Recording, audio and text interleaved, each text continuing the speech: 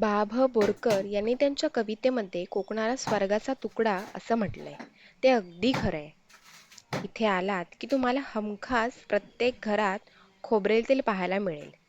अहा, पॅराशूट नाही किंवा कुठल्या बाजारातील पॅक बॉटल्स पण नाही. तर सुकलेल्या नारळांपासून घाण्यावर किंवा तेलाच्या गिरणीवर लावलेलं स्वच्छ, शुद्ध, नितळ तेल.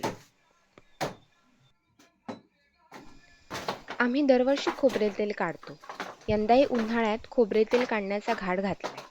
माळ्यावरून जेवढे सुकलेले नारळ होते ते बाबांनी आणि मी काढले. हे सगळे नारळ माझ्या बाबांनी व एका काकांनी फोडले. त्यातला सुका नारळ वेगळा केला.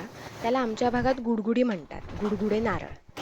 तर ते वेगळे केले आणि त्याचा वरचा भाग त्याला इकडे सोनणं म्हणतात. तर ते आता मी आणि गौरांग भरतोय. हे चुलीसाठी खूप उपयोगी आहेत. तर ते आम्ही आता ह्या पिशव्यांमध्ये भरून ठेवणार.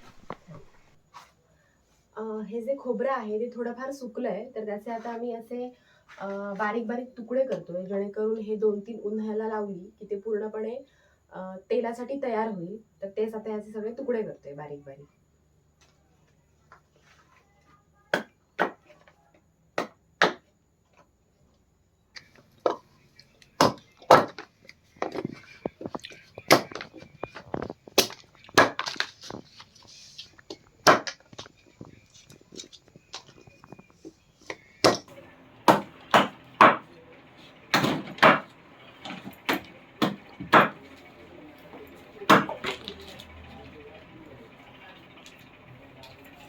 खराब खोबरे आहे, हे नाही वापरायचं, हे बाजूला ठेवायचं.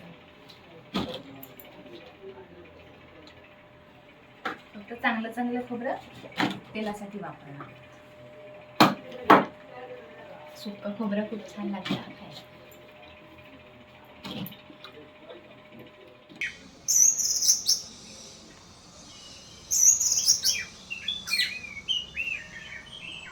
आता हे खोबऱ्याचे तुकडे 4-5 वेळा कडकडीत उन्हात सुकवणार.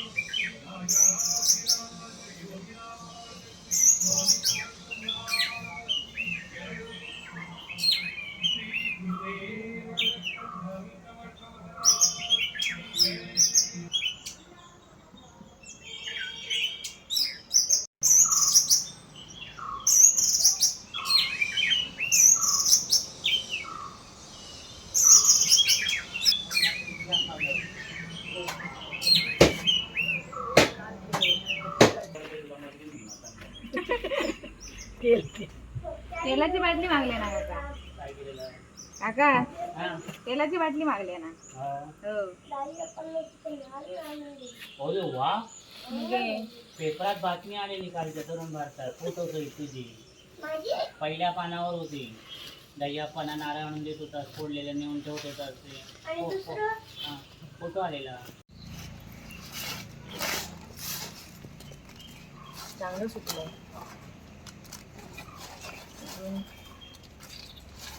बाय.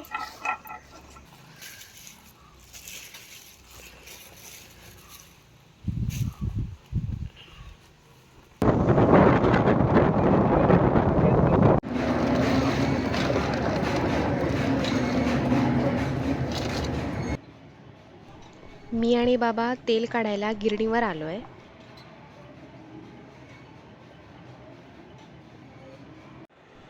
हे खोबऱ्याचे तुकडे ह्या मशीनमध्ये इथे वरती घातले जातात.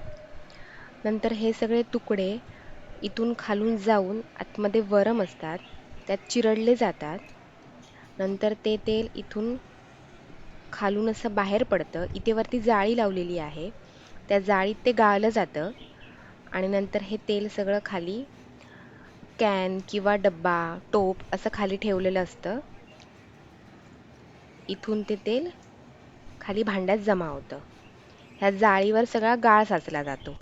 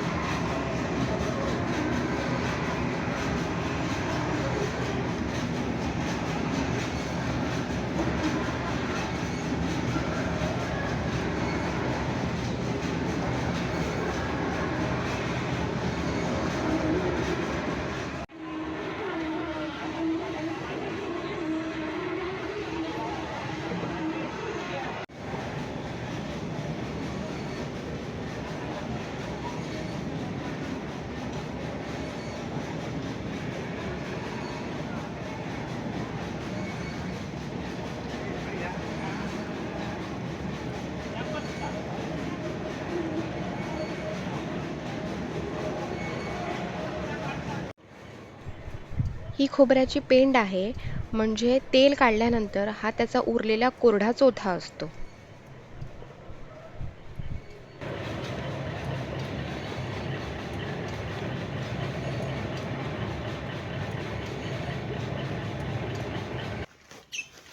ही खोबऱ्याची पेंड गुरांना खायला देतात.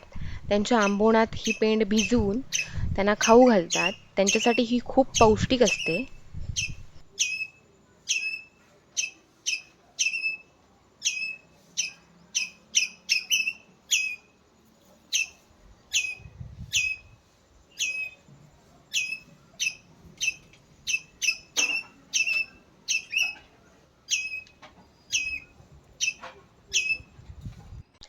गिरणीवरून तेल आणलं की आई त्याला तापवते आणि त्यात एक गुळाचा खडा घालते.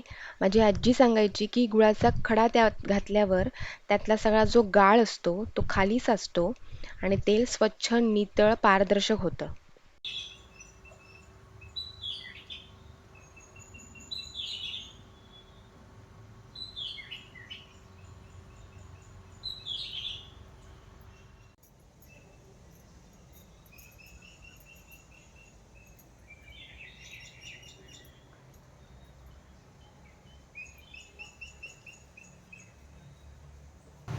आई घरच्या तेलानेच मला आता चंपी करणार आहे.